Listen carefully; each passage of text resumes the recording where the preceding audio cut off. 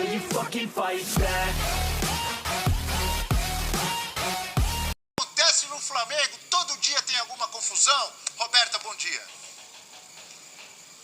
Tudo bem, Abel? Bom dia pra você, Eugênio, Natália, Breiler, também pro Fã de Esporte.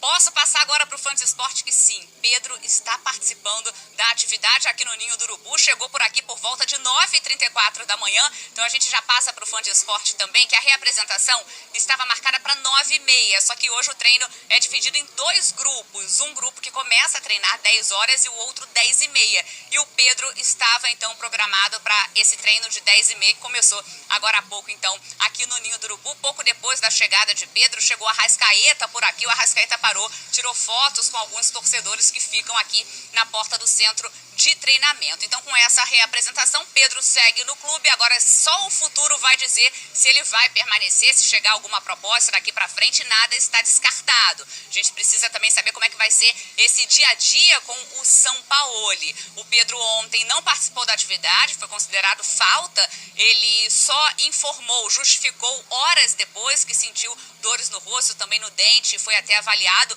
por um profissional, mas o Flamengo só foi informado depois sobre isso. A expectativa era que Pedro aparecesse ontem aqui na parte da tarde do Ninho do Urubu, até para conversar com a diretoria. A gente ficou aqui de plantão, mas o Pedro não apareceu e no início da noite os empresários então chegaram aqui no CT, conversaram com a diretoria, os empresários do Pedro, conversaram com Marcos Braz e também com Bruno Spindel. E eu confirmei que depois o Braz foi sim até a casa de Pedro conversar com o jogador que disse que se reapresentaria então nessa terça-feira. Sobre multa ou notificação, né, o Pedro não quis aquecer no jogo contra o Atlético Mineiro, em que sofreu a agressão física do preparador Pablo Fernandes, que inclusive ontem já entregou a carta de demissão, então pedindo para sair do clube. E aí o Pedro se recusou a aquecer naquele momento e o Flamengo avaliando também as questões jurídicas para ver o que vai aplicar a esse jogador daqui para frente, também pela falta de ontem. Claro que as conversas ainda vão acontecer, só o futuro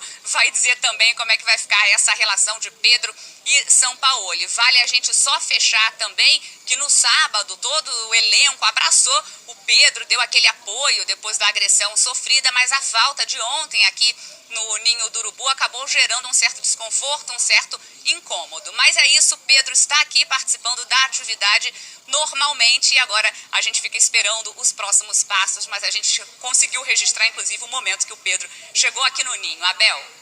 Legal, Roberta Barroso trazendo o panorama completo dessa situação, Pedro voltando aos treinamentos, conversando com o Marcos Braz, enfim, o Flamengo tentando arrumar toda essa confusão que foi causada e acabou com a demissão do preparador físico que trabalhava com o Sampaoli. Muito obrigado, bom trabalho a Roberta Barroso, que seguirá com informações do Flamengo dentro da nossa programação e que provavelmente vai comer aquela feijoada, aquela farofa com ovos maravilhosos ali naquela região de restaurantes próximo ao CT do Flamengo. Voltando ao Pedro, Breiler, eu sempre gosto da sua visão, da sua análise desses momentos conturbados dentro de clubes brasileiros, e esse é um momento, apesar do Flamengo estar jogando bola, tem um grande elenco, está nas 3 competições, mas tem confusão.